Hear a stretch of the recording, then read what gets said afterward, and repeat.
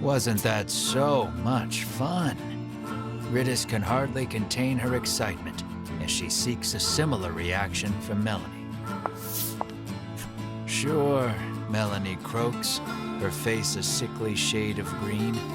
The custom supplement has worn off completely. Riddis turns to you and carries on, oblivious. Wasn't that just the greatest? You, however, are a bit worn out, as your mid-voyage teasing of Melanie prompted her to wring you like a rag. Your first order of business should be a sweep of the island to ascertain the dragon's whereabouts. Tread carefully, as danger lies in the unknown. A road stretches west from the docks, suggesting the presence of a house or settlement at the other end.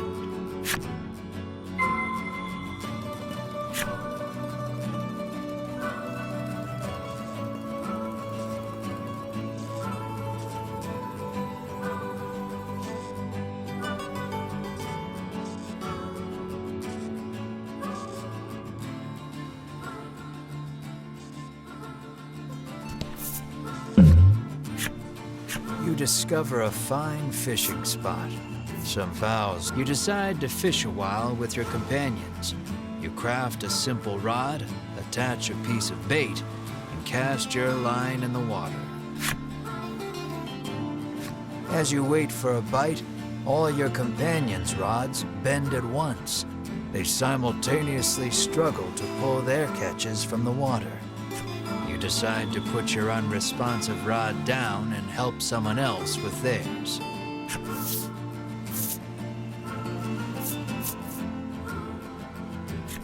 The fishing line is taut. Careful. The line is about to break.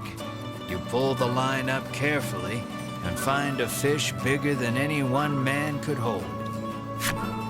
Melanie is about to say something to you, but catches sight of your proud expression and quickly turns her face away. I'd hate for this big thing to go to waste, so why don't you invite the others? She begrudgingly suggests, then starts a fire. You wish she could just be honest. Even so, it doesn't stop you from enjoying the fish with your companions.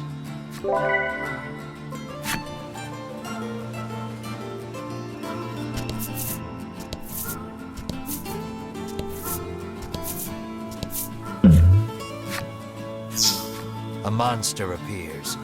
Rather, you approach it, because the poor thing's paralyzed from head to toe. You may be able to aid it by administering some curative.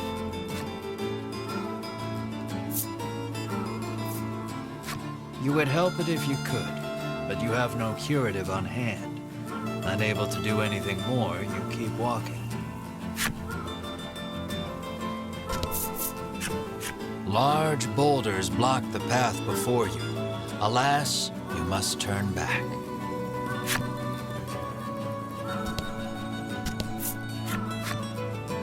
Looks like it's too early to come this way.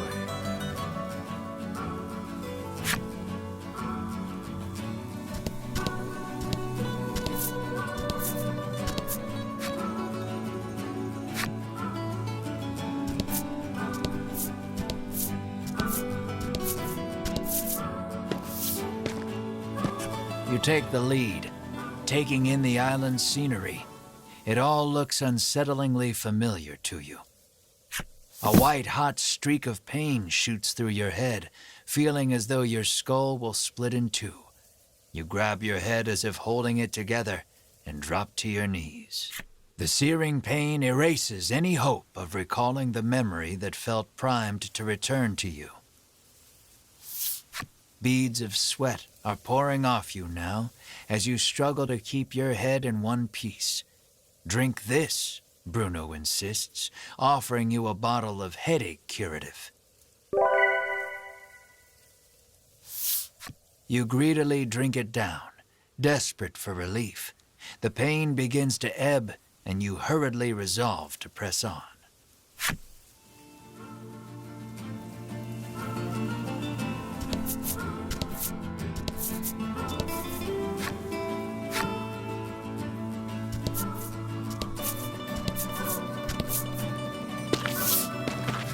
After a time, you happen upon a village. This place, you mutter unconsciously. Perhaps he is as anxious as you are about this place. You two okay? Melanie asks. You open your mouth to reply.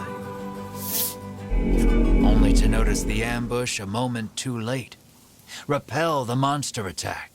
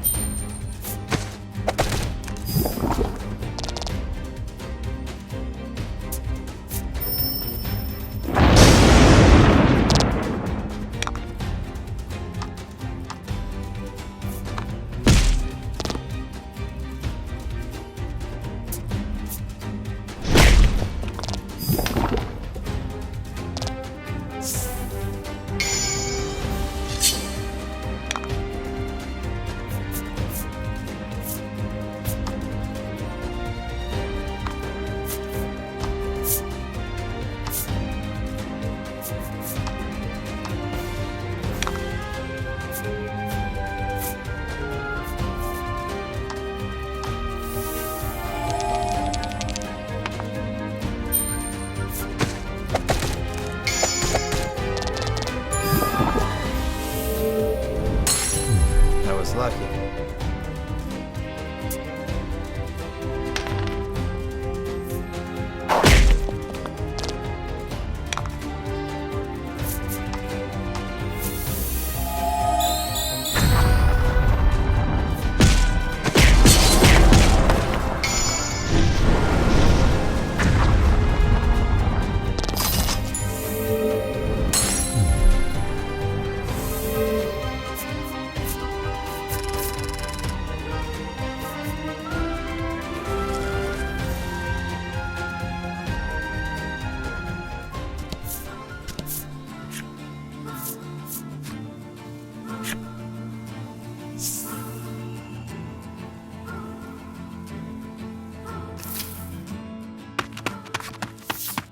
You are accosted by a man the instant you set foot in the village.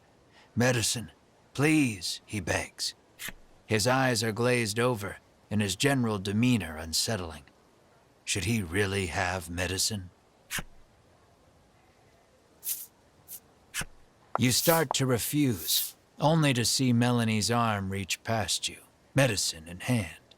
"Here you go," she says sweetly. The man runs off to who knows where, making noises that can only be described as inhuman. You and the party resolve to continue exploring the village, despite the unsettling encounter that just occurred. Something is askew in this village. It would be best to proceed with caution until you can determine what is happening.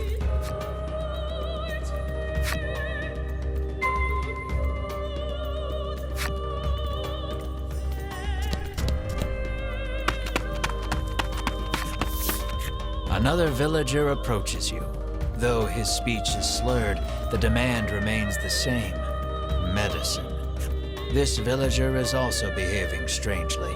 Will you acquiesce to his request?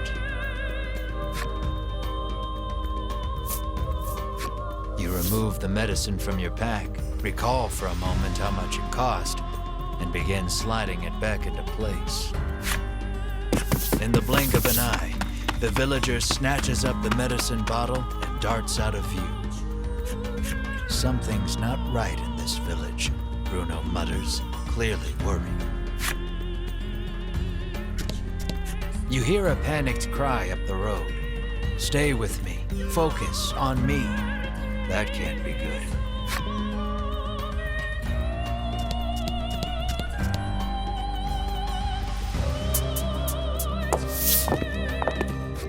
You arrive on the scene to find a man collapsed in the street, convulsing. Another man kneels over him in an apparent attempt to provide comfort and care. The nobleman wears impressive white armor befitting a knight. He continues talking to the fallen man as he provides emergency care. Seeing the knight's devotion makes you feel a bit like a putz for doing nothing.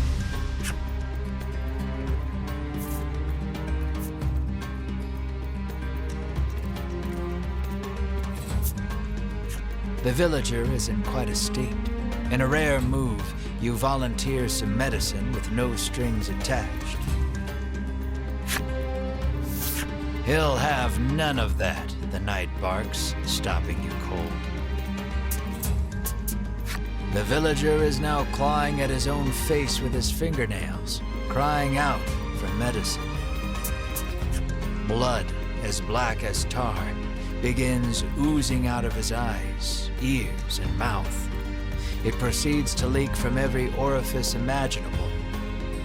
The convulsions subside.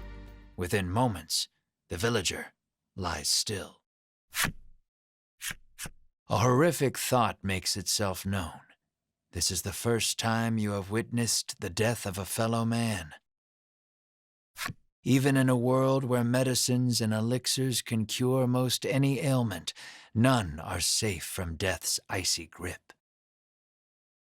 And as well you know, that which is dead can never return. Your mind goes blank. You drop to your knees in shock. Melanie clamps her hand to her mouth, stifling a scream. Ridis shakes uncontrollably. The knight hangs his head. Bruno nervously asks, "What are you doing here?" The knight's name is Sherwin. He identifies himself as a member of the Ivory Order. His travels brought him to this village, where he has been caring for the ailing residents. His face contorts in disgust. If not for these foul drugs, they would be healed. He spits and takes his leave. Bruno gazes upon the villager's corpse with a look of apparent realization.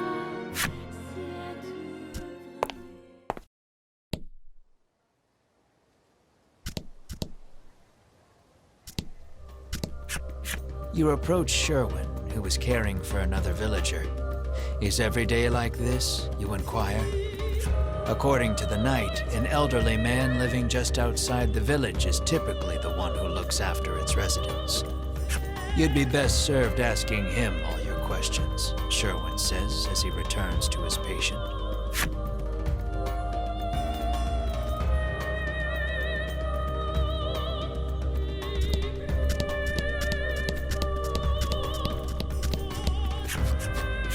You knock lightly on the door.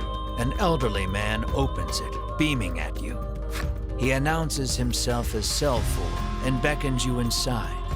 Might he be the headman you've heard so much about? Ask me anything you like, he offers. Selfor receives your party, for whatever reason, rather graciously. He could well be a font of knowledge. What will you ask him?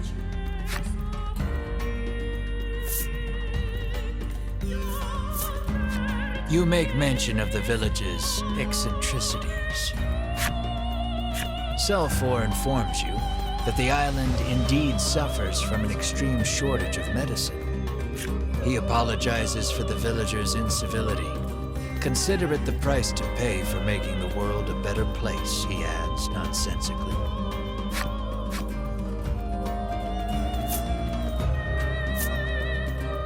You ask if he has seen the dragon.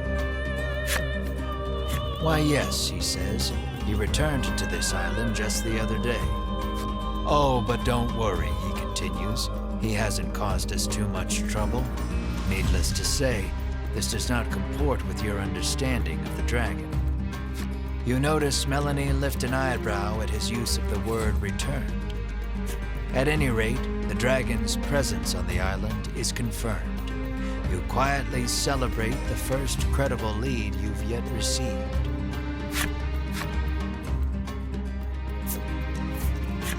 You ask if he is the one in charge of the village. It's true that the villagers call him their headman, but I feel compelled to correct the record and state that my official title is Overseer.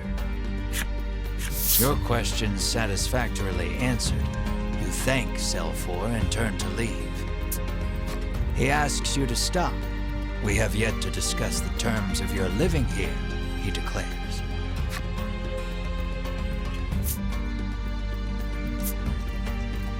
You explain that you are only here to pursue the dragon and have no intention to stay. Selfor begs your forgiveness for thinking you are newcomers. It's perfectly understandable, though, what with the non-match among you, he says with a sneer. What does he mean by that? Melanie asks you, unable to grasp the old man's intentions. For reasons unknown, you feel the blood drain from your face. Your breathing grows ragged and you break out in a sweat. We're done here, you say defiantly, as you storm out of the house. Mar runs after you, chirping frantically. Melanie and the others give chase, but you and Mar are well out of sight by the time they make it outside. The two can't have gone far, though. It may be best to first search the village.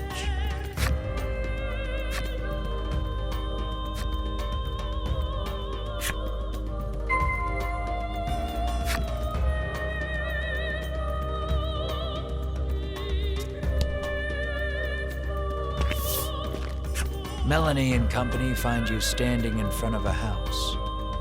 She can't quite make it out, but it sounds as though you're saying to Mar, "This place is..."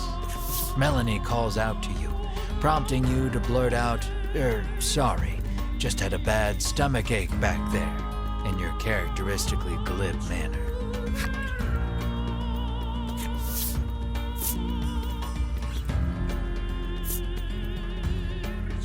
She surveys you both and sees two haggard travelers unwilling to admit they're in need. "Are you sure you're all right?" she asks, concerned. "Fine, absolutely fine," you tell her, perhaps too eagerly. "So you were worried about me," you shoot back. "No, I wasn't," she replies, her face reddening.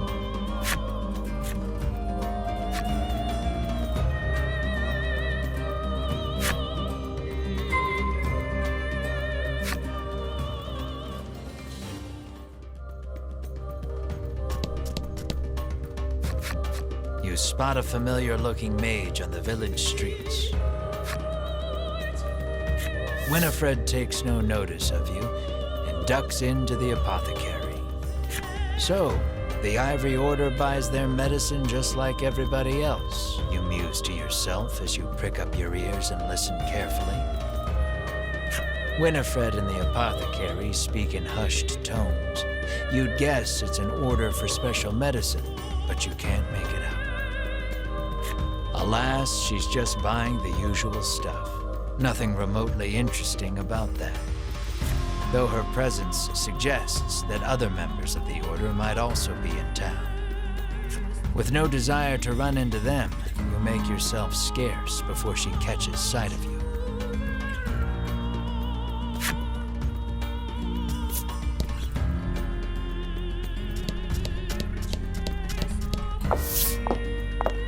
You spy the very people you were hoping to avoid, gathered near the village gate. "The last thing we need is a confrontation," you mutter, spying them from the shadows. "Why are we always hiding?" Melanie hisses under her breath. Two members of the Order are speaking with Sherwin. Given how deferential they appear to be acting toward him, you hazard a guess that he's their superior. "Have you determined the dragon's location?" Sherwin asks. Hedwin launches into his report. "The dragon appears to be occupying the volcano. I suggest we move to capture him immediately," he counsels. Now who should appear but Winifred, fresh from her shopping excursion? Preparations for our journey into the volcano are complete, she reports, handing Sherwin a bottle of something. Splendid. Sherwin walks off and out of sight, the other three following close behind.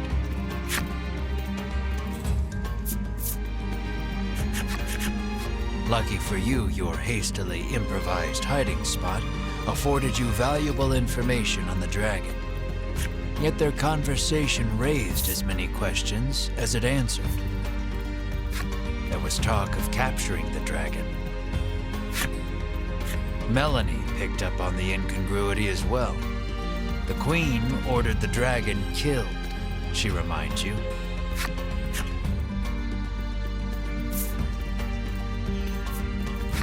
You know that the dragon is lurking in the volcano, but you haven't a clue how to get from here to there. Isn't it that mountain with all the smoke pouring out of it? Ritus asks, pointing westward. Why, yes, that sure does look rather like a volcano.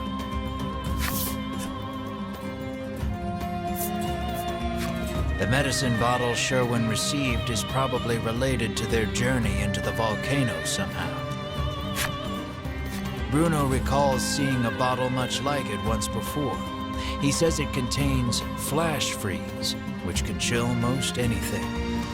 Maybe that's what Winifred bought at the apothecary, Bruno continues. You narrow your eyes. You three have no right being this helpful, you think. Mar pinches your cheeks without warning. You yelp in pain, which at the very least crosses dreaming off the list of explanations. Returning to the matter at hand, it's clear what must be done. You'll have to get your hands on some flash freeze if you hope to enter the volcano.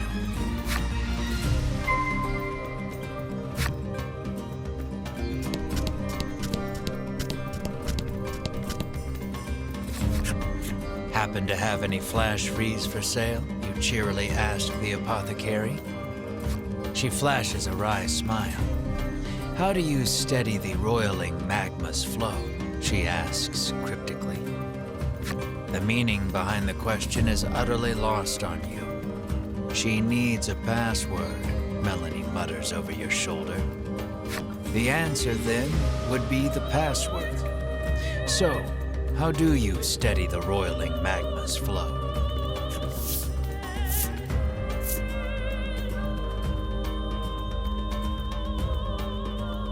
The old woman rolls her eyes, suddenly looking defeated. How did you know the answer? Did someone tell you? She mutters bitterly.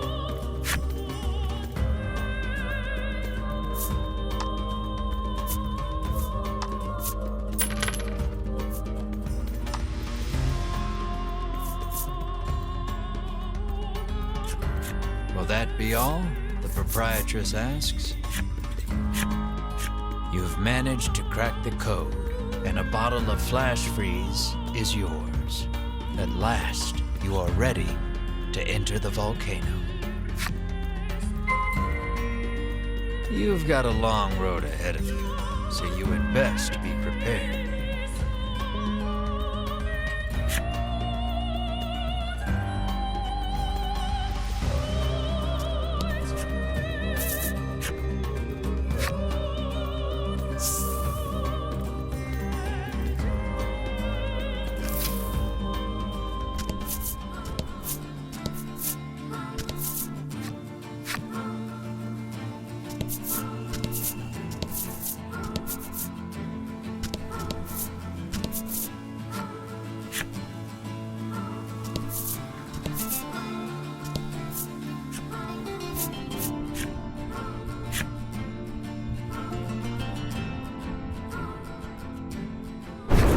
The heat of the volcano engulfs you the moment you set foot inside. Of course, the dragon is hiding out here.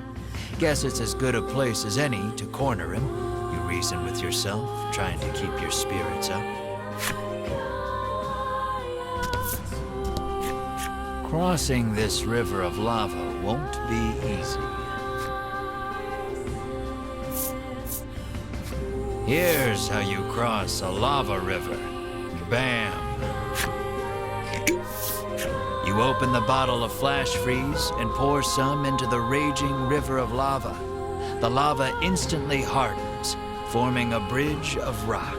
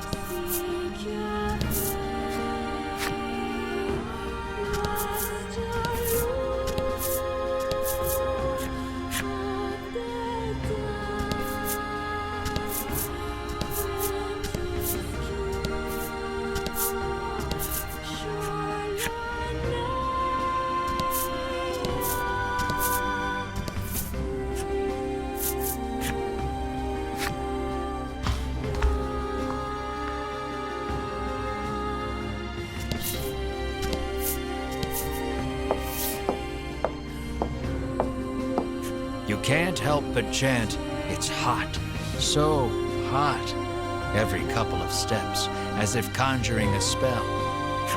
"You're just wasting energy," Melanie chides. Perhaps you could stand to learn a thing or two from her rational approach. Bruno seizes on the moment. "Yeah, this isn't even worth whining over," he says, flexing at you.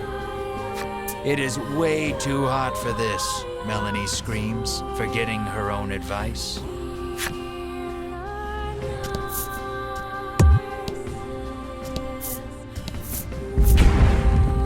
A wave of lava rushes past you, leaving a pile of boulders in its wake. You take a fortunate but ungainly fall backwards, but sadly you must find another route now.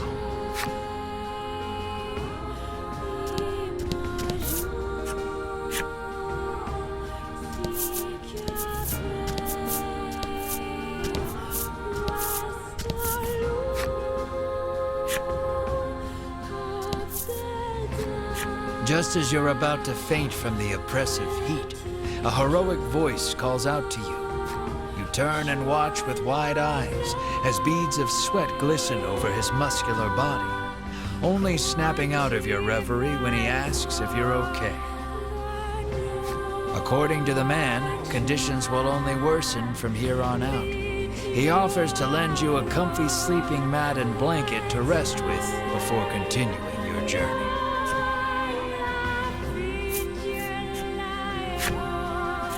Thank the man before heading on your way.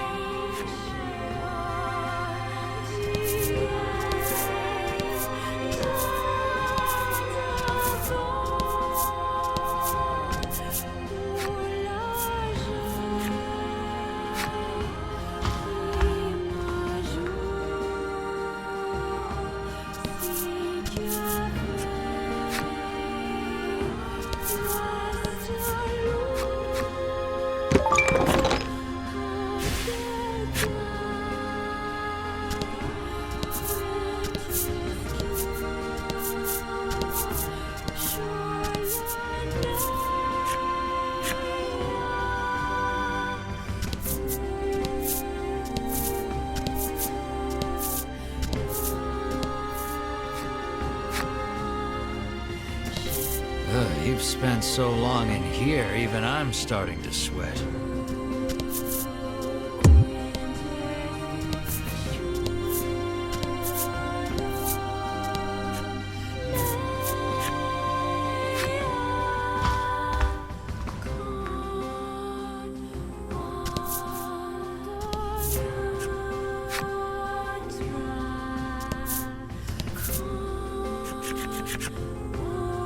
A clump of familiar white outfits comes into view.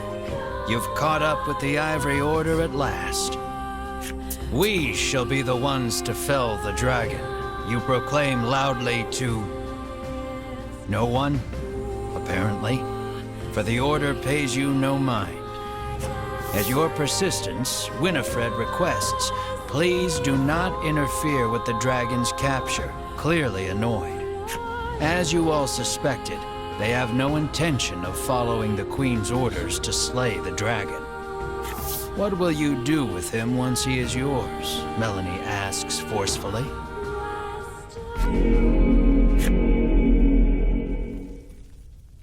But her answer shall have to wait.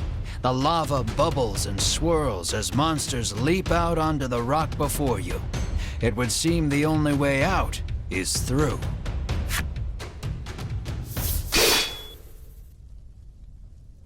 In a flash, Sherwin's blade cleaves one in two. Clearly, he has earned his rank within the Order. Keep moving, he bellows, leading his companions deeper into the volcano. The remaining monster turns toward you, eager to avenge its fallen friend. There shall be no avoiding this battle.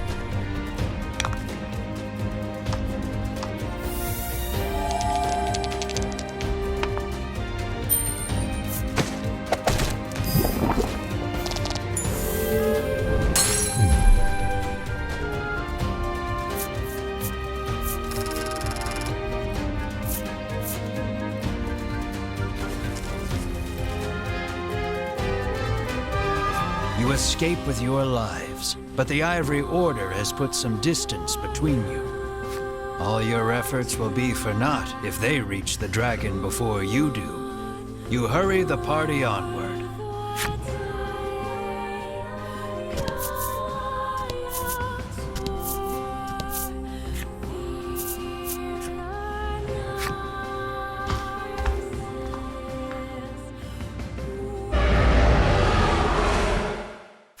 A deafening roar greets you as you set foot on the summit. The dragon must be close.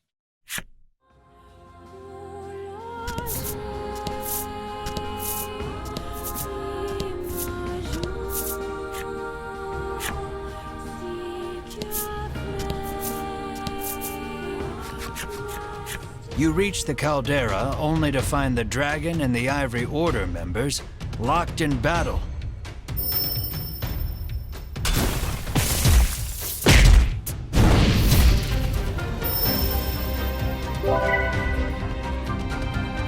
Their teamwork is impeccable. With each strike, they drive the dragon further back. Vince is doing everything he can to protect the dragon, but nothing can slow Sherwin and company's advance. The Ivory Order approaches the dragon, quite sure of their victory. They shall have their quarry at this rate. You can see the writing on the wall. You shrink away from the fight. Go on, get out there, Melanie yells, kicking you square in the rump.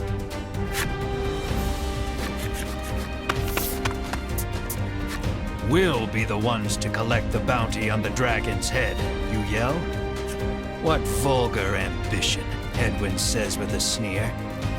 Hedwyn and Winifred each keep one eye on you as they begin incanting a spell to hold the dragon in place. Without warning, the dragon slams his tail against the ground. Cracks in the earth form beneath his feet. The rock beneath the Ivory Order gives way, sending them tumbling down below. You surmise the fall wasn't far enough to kill them, but they won't make it back here anytime soon. The dragon spreads his wings and flies towards the caldera. This may be your only chance to slay him without the Ivory Order interfering.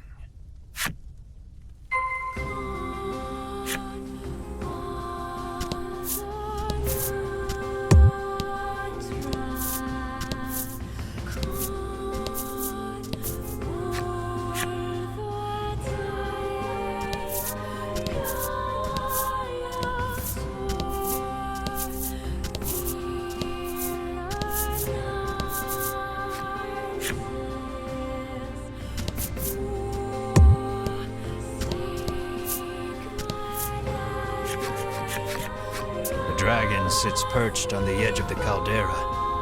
You eye him warily, shouting, "There's nowhere left to run." He lets loose an intimidating roar, but you and your party stand tall, unbowed. Victory is within reach. You have never felt more ready to slay a creature in your life. Draw your sword and charge, blade raised and ready to strike. In an instant, his bodyguard appears before you. You can see the bloodlust inside him as he stares you all down. He looks upon you and sees only greed. "Fools," he shouts. "You shall not be stopped. You have your reasons for wanting the dragon dead, and they are enough. They are everything. This conflict is inevitable. You heave your sword toward the enemy, come what may."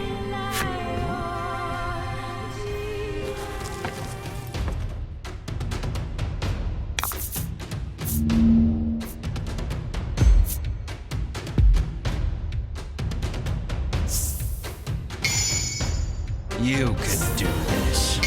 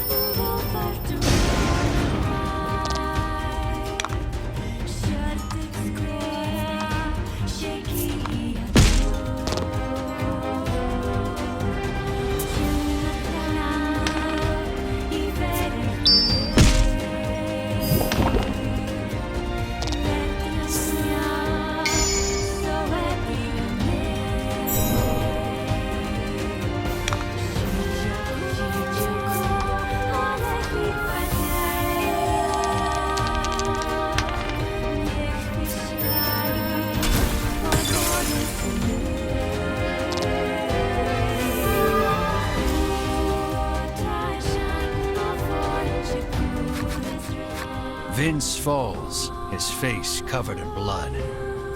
"Why would you give your life to protect the dragon?" Melanie asks sharply. Asks the one who has forsaken her own. "What would you know of loyalty?" Vince roars, consumed with rage. He begins chanting, no doubt preparing to cast a spell. "No, that spell is forbidden," Melanie shrieks. It's too late. A stupendously powerful magic swirls out of the ether, enveloping them both. Vince turns to face you once more, his aura unlike anything you've felt before. You tighten your grip on your sword. There's no turning back now.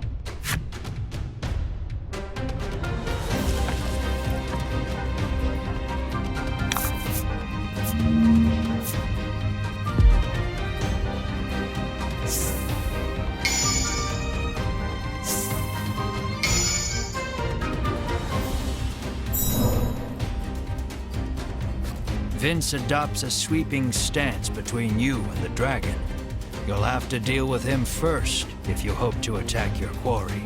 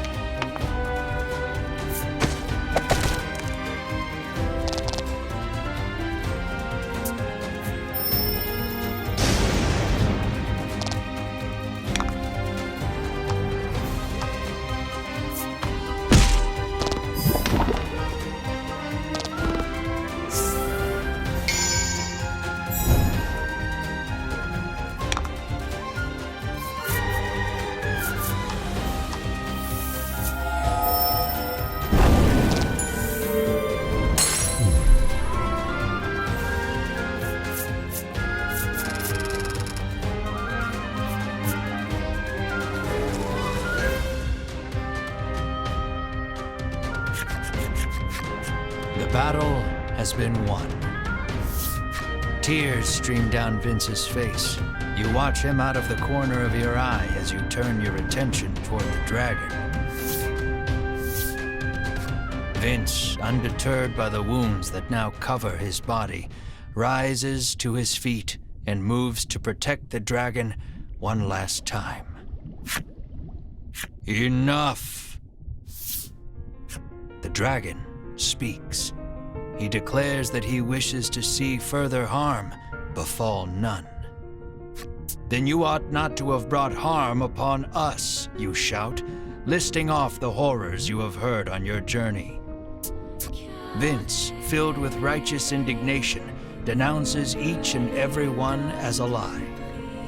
The dragon admits that your prowess in battle and willingness to pursue him the world over have earned you the right to hear the truth about this world.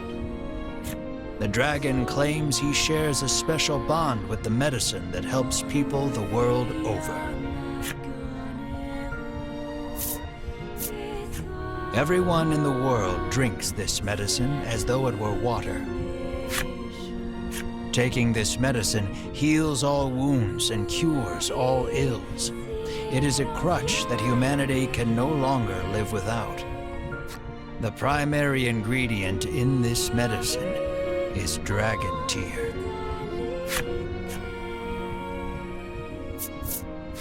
All those who succeeded in capturing the dragon in the past forced him to live a nightmarish existence on this island. They would stab him with several hundred spears. They would slice his scales off with their swords. Every day a fresh horror would visit him in the heart of the island, and every day he would cry out in pain. They then gathered up the dragon tear he shed and used it to produce their medicine. You cast your mind back over your travels, over all the people who sought the medicine and were saved by it. The mere thought that so much good was born of the dragon's torture makes your mind reel. You feel unmoored. No one moves, or so much as makes a sound. His words weigh on each and every one of you. The dragon claims he has grown weary of suffering for the benefit of humankind.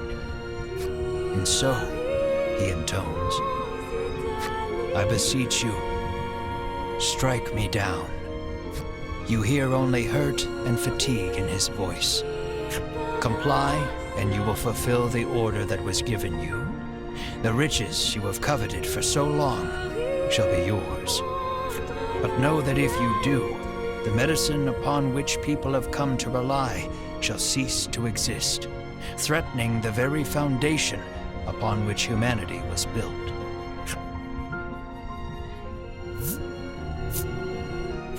Now, knowing the tragic reality, you cannot kill this creature. Your heart filled with anguish, you lower your weapon. Out of nowhere, a burst of magic crashes over the entire party, rendering you unable to move. The Ivory Order have found their way back to the caldera and stand before the dragon once more. Sherwin stares the dragon down, fire in his eyes. At last, the world is safe, he says. Seize him at once, Edwin urges. With a nod, Sherwin approaches the dragon.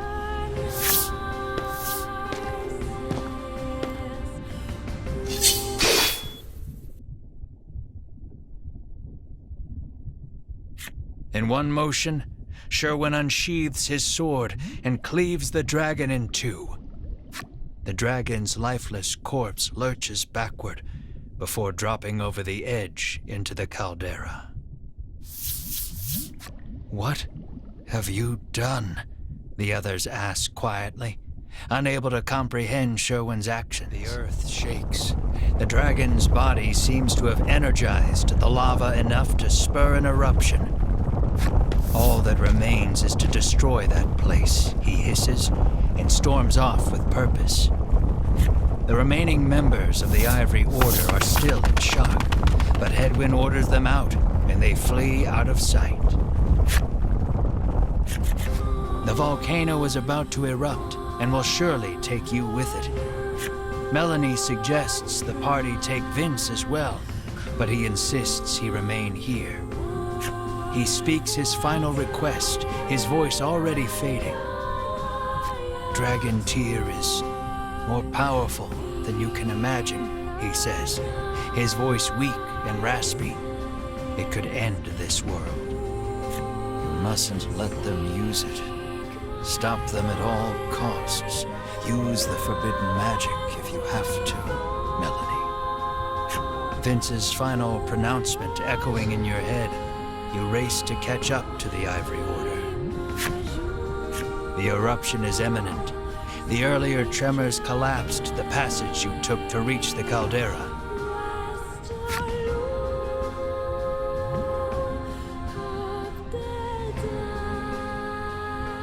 Follow the other passage out and escape before it's too late.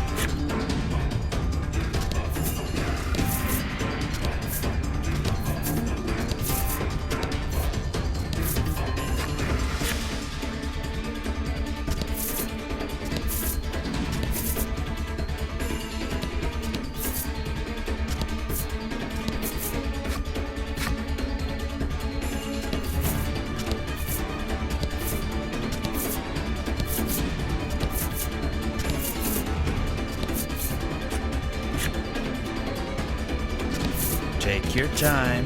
There's no need to rush yet.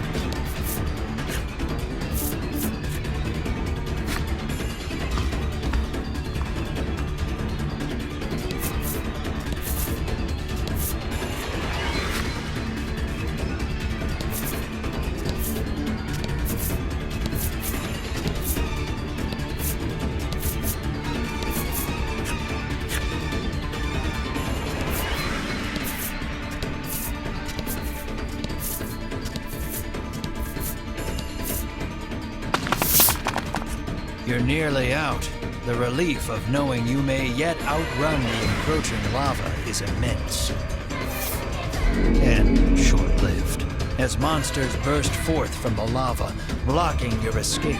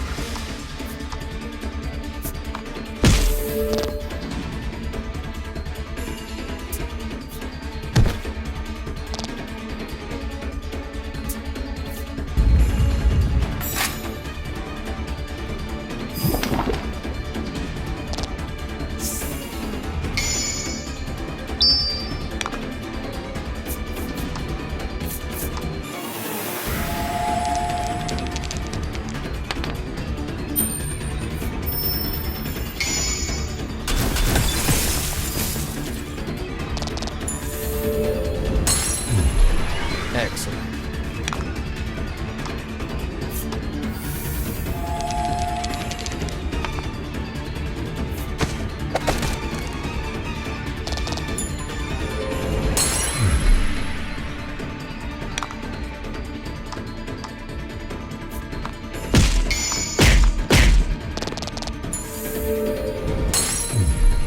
Congrats.